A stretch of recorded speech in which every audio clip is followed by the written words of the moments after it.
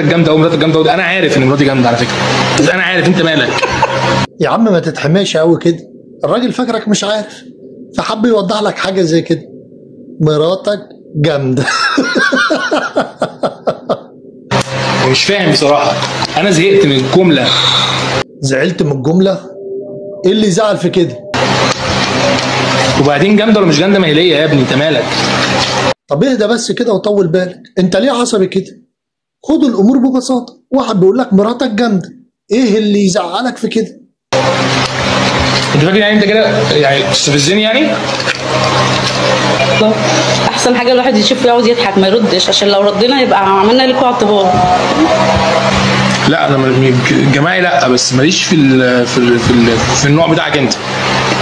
مالكش في ايه؟ يا جدع ينعل، ولا اقول لك مش شاتم غرفة ده يالا بمراتك الجامده دي.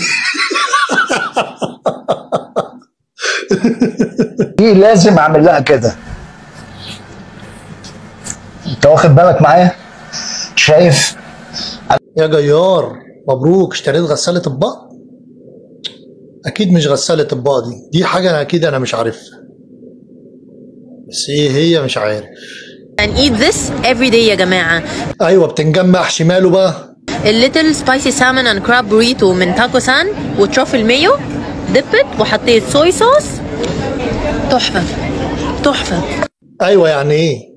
الرز هيغلى؟ أنا العروس واخترت الفستان. أنا العريس أنا العروس واخترت الصالة. أنا العريس أنا العروس واخترت المصور. أنا العريس أنا العروس واخترت الميك اب ارتست. أنا العريس أنا العروس واخترت الأغاني.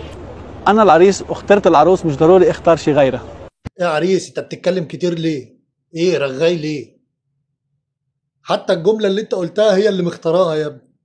احنا غلابة، احنا غلابة يا ابني والله. هم اللي بيمشوا كلامهم مش احنا.